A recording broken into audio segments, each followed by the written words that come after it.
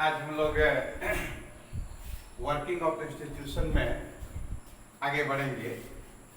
जैसा कि हम सबको ज्ञात है कि कोई भी महत्वपूर्ण निर्णय लेने के लिए विभिन्न इंस्टीट्यूशंस का होना आवश्यक होता है और इसी में चूंकि सबों के द्वारा विचार विमर्श के उपरांत निर्णय लिए जाते हैं, यही कारण है कि कभी कभी कुछ आलोचक ऐसा कहने से चूकते नहीं हैं कि चूंकि सबों के द्वारा जो विचारोपरांत निर्णय लिया जाता है इसमें बहुत समय लगता है। राजतंत्रीय शासन प्रणाली में ऐसी बात नहीं है, वहां क्विक डिसीजन लिया जाता है। किंतु मैं स्पष्ट कर देना चाहूंगा कि जहां सर्वसम्मति से निर्णय लिए जाते हैं, बहुमत के आधार पर निर्णय लिए जाते हैं, उसमें भले ही कुछ समय लगता है किंतु व्यापक चिंतन के बाद निर्णय लिए जाते हैं। थोड़ा विलंब होता है किंतु वो सर्वमान्य होता है, जन सामान्य के लिए ग्राह्य होता है।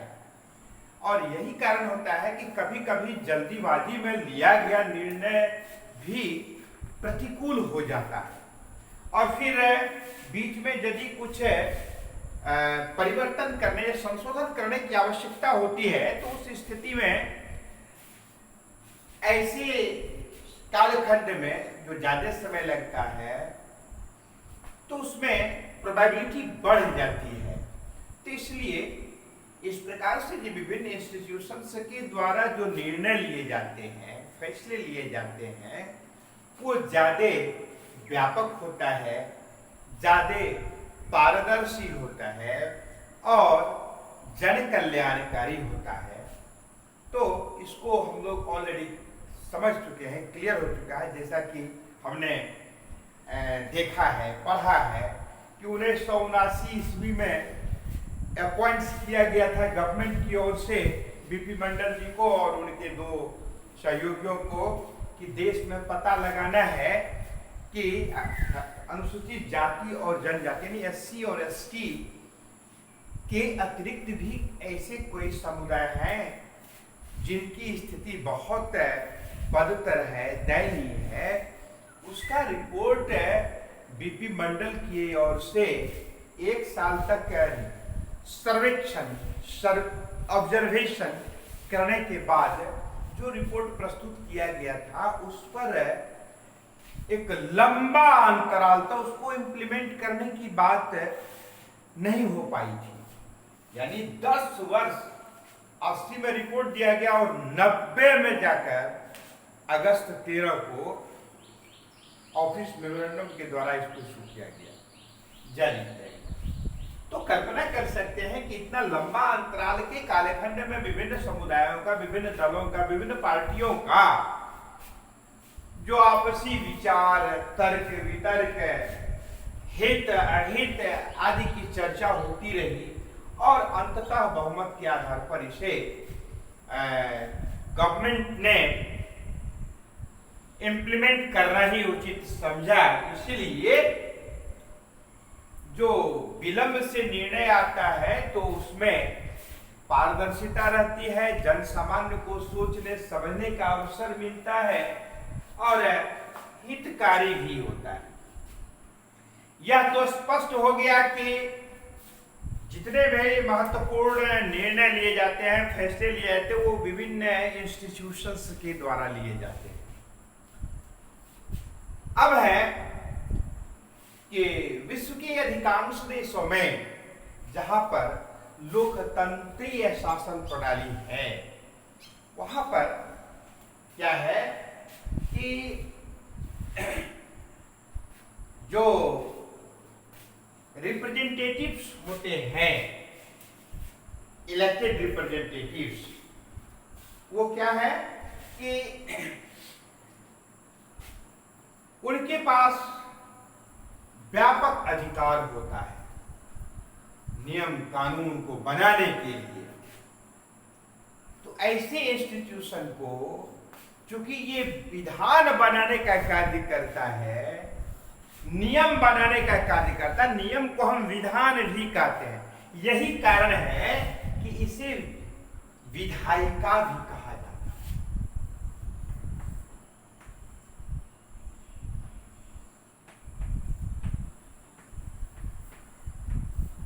विधायिका भी कहा जाता है। क्लियर? अब है भिन्न भिन्न देशों में इसको कई नामों से, भिन्न भिन्न नामों से जाना जाता है, किंतु अपने देश में इस विधायिका को, अपने देश में इस विधायिका को हम लोग किस नाम से जानते हैं? पार्लियामेंट के नाम से जानते हैं। ठीक है? तो पार्लियामेंट, भारतवर्ष में जो पार्लियामेंट है, संसद, ये संसद, एक प्रश्न उठता है, संसद की आवश्यकता क्यों? फिर हम उसी बिंदु पर आते हैं कि संसद की आवश्यकता इसलिए है कि जितने भी महत्वपूर्ण निर्णय लिए जाते हैं, उस निर्णय में संसद की सहमति, संसद का बहुमत का होना परम आवश्यक होता है। तो इस तरह से क्लियर हो जाता है कि जो भी महत्वपूर्ण इंस्टीट्यूशंस होते हैं, जो विभिन्न प्रकार के निर्णय लिए जाते हैं, उन्हीं के माध्यम, उसी के माध्यम से निर्णय लिए जाते हैं। तो यही कारण है कि इसको हमको जानना आवश्यक है। ये बहुत कॉमन है अपने भारतवर्ष में, इसको हम लोग विधायिका के नाम से जानते हैं, और इसका अंग्रेजी पार्लियामेंट है, इसे हम लेजिस्लेचर के नाम से भी जानते हैं।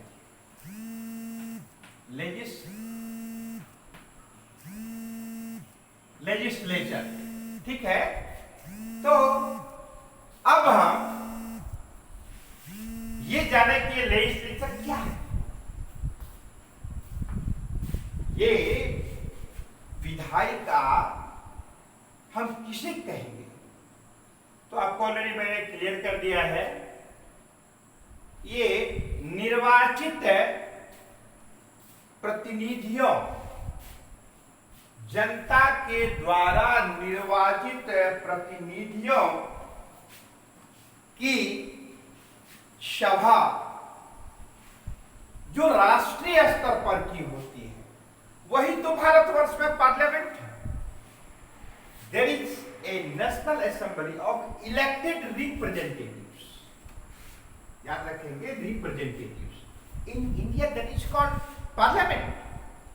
निर्वाचित प्रतिनिधियों की सभा जो राष्ट्रीय स्तर पर की होती है, उसे ही हम पार्लियामेंट के नाम से जानते हैं।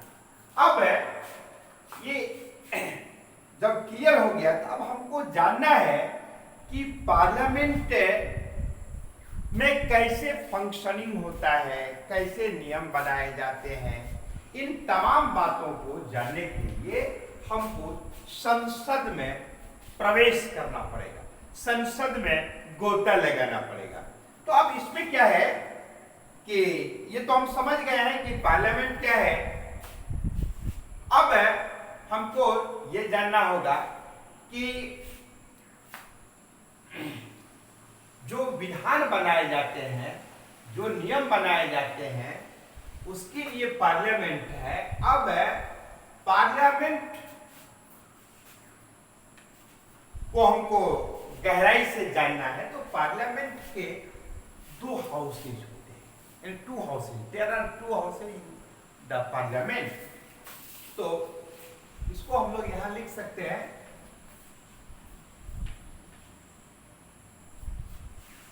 पार्लियामेंट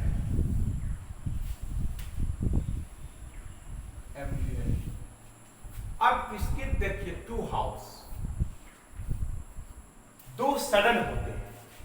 एक को हम लोग कहते हैं अपर हाउस,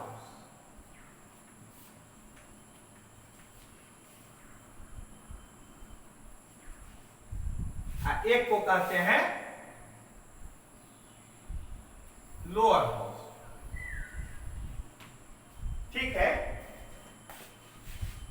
अपर हाउस और लोअर हाउस मिलकर ही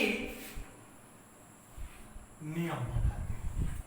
अब आपको इसमें, जैसा कि आप लोगों ने 8th क्लास में भी देखा कि 8 में क्या था कि पार्लियामेंट को हम लोगों ने संक्षिप्त रूप से पढ़ा था कि इसके जो मेंबर होते हैं ये मैक्सिमम 250 तक हो सकते हैं, किंतु वर्तमान में 245 इसकी संख्या है।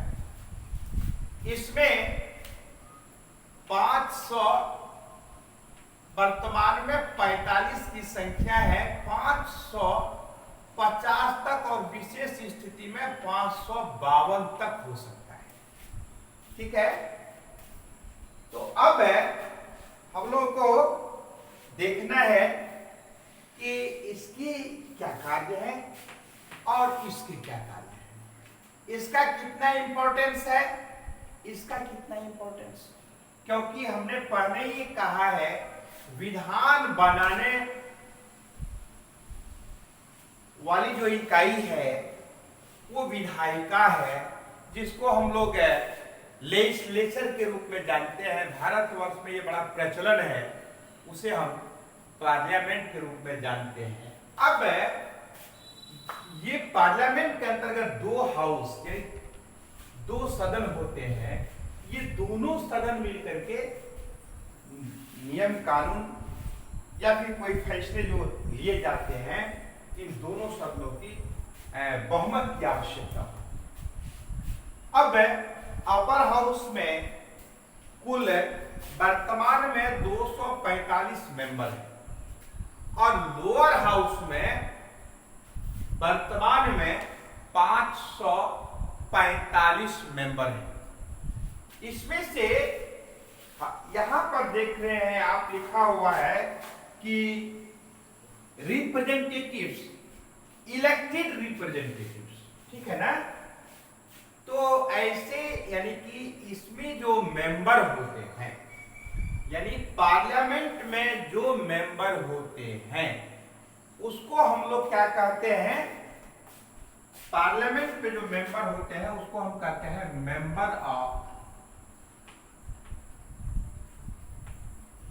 Of parliament.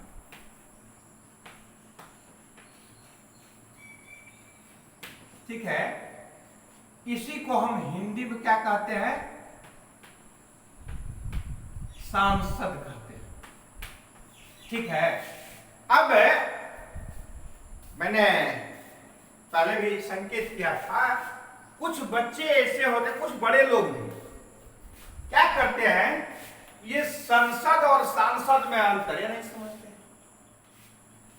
ये पार्लियामेंट को हम संसद हिंदी में कहते हैं और इसके जो मेंबर होते हैं, इसके जो सदस्य होते हैं उसको हम सांसद कहते हैं। एक आकार का अंतर है किंतु दोनों का अर्थ बिल्कुल अलग अलग है।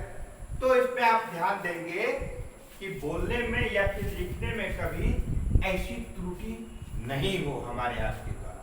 ठीक है, तो अब है क्या कि इसमें से 12 मेंबर यानी अपर हाउस को हम लोग राज्यसभा कहते हैं हिंदी में, या फिर हाउस ऑफ द स्टेट के रूप में भी जानते हैं, और लोअर हाउस को हम लोग लोकसभा कहते हैं और इसे हम हाउस ऑफ द पीपुल के नाम से भी जानते हैं। इसमें क्या है कि इसके 238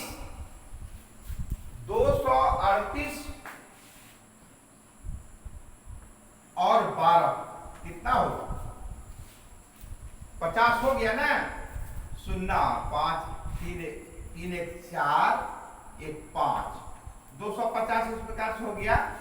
तो इसमें क्या होता है, ये 12 मेंबर जो होते हैं, 12 मेंबर, किंतु वर्तमान में कितने हैं, वर्तमान में 245 है।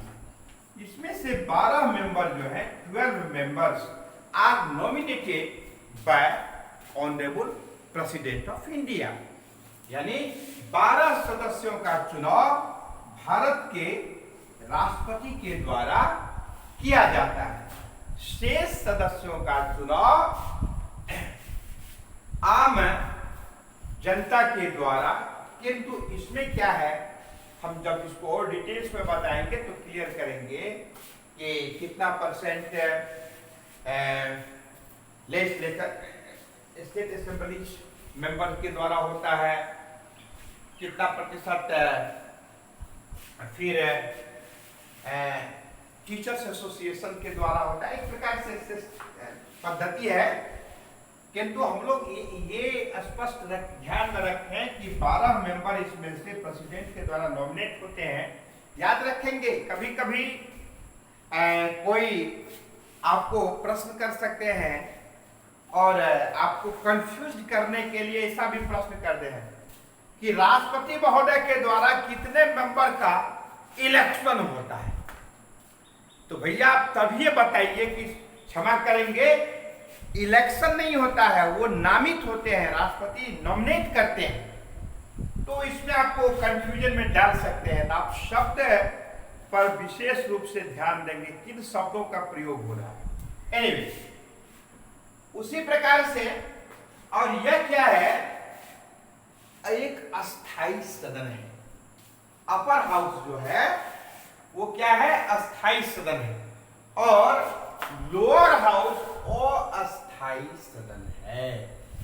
याद रखेंगे, इसका कार्यकाल जो होता है, लोअर हाउस का कार्यकाल 5 वर्षों का सामान्यतया होता है। 5 वर्ष पूरा होने के बाद इस लोअर हाउस को डिसॉल्व कर दिया जाता है, यानी भंग कर दिया जाता है, जबकि अपर हाउस को डिसॉल्व नहीं किया जा सकता है, वो परमानेंट रहता है, वो अस्थाई रहता है, मतलब it can not be dissolve, इसको भंग नहीं किया जा सकता है। इसीलिए इसको हम लोग अस्थाई सदन कहते हैं। और इसके अस्थाई सदन के सदस्यों का कार्यकाल, याद रखेंगे, अस्थाई सदन के सदस्यों का कार्यकाल 6 वर्षों का होता है। अस्थाई सदन के अस्थाई सदन क्या हो, कौन हो गए, तो अपर हाउस हो गए। इसके सदस्यों का कार्यकाल 6 वर्ष हो गए। कभी कभी कुछ लोग ऐसा भी भ्रम में डाल देते हैं बच्चों को, उसके IQ को जानने के लिए। अच्छा बताइए, राज्यसभा का कार्यकाल कितने समय का होता है? अरे भैया, राज्यसभा का कार्य तो परमानेंट है, वो परमानेंट है। आप ऐसा कहिए कि राज्यसभा के सदस्यों का कार्यकाल कितने समय का होता है, लेकिन क्या कर देगा लोकसभा का कार्यकाल, बच्चे तुरंत बोल देते हैं 5 वर्ष। राज्यसभा का कार्यकाल बच्चे तुरंत बोल देते हैं 6 वर्ष। वही मिस कर जाते हैं, राज्यसभा के सदस्यों का कार्यकाल 6 वर्ष होता है। ठीक है ना? तो इस तरह से लोकसभा और राज्यसभा है। फिर अब हम लोग देखेंगे इसमें कि फिर इसमें 2 सदस्य जो होते हैं, लोअर हाउस में 2 सदस्य महामहिम राष्ट्रपति महोदय के द्वारा नॉमिनेट हुए। जब राष्ट्रपति का चुनाव होगा ना, हम लोग जब चर्चा करेंगे तो उसमें बताएंगे कि ये जो नॉमिनेट मेंबर हैं वो कैसे राष्ट्रपति के चुनाव से वंचित रहते हैं, उसमें अपना मत नहीं डाल सकते हैं। उसके पीछे क्या कारण है, तो आज हम लोग इतना ही जाने कि इसकी आवश्यकता होती है, क्योंकि जो भी महत्वपूर्ण निर्णय लिए जाते हैं वो पार्लियामेंट के द्वारा लिए जाते हैं। दोनों सदनों, पार्लियामेंट में दोनों सदन है। अब इसमें किसकी क्या भूमिका है, इसको डिटेल्स में हम लोग अगले दिन जब हम आएंगे तो सीधे लिख देंगे पार्लियामेंट के दोनों सदन को क्लियर करेंगे, दोनों का संख्या बताएंगे, दोनों अस्थाई और अस्थाई बताएंगे।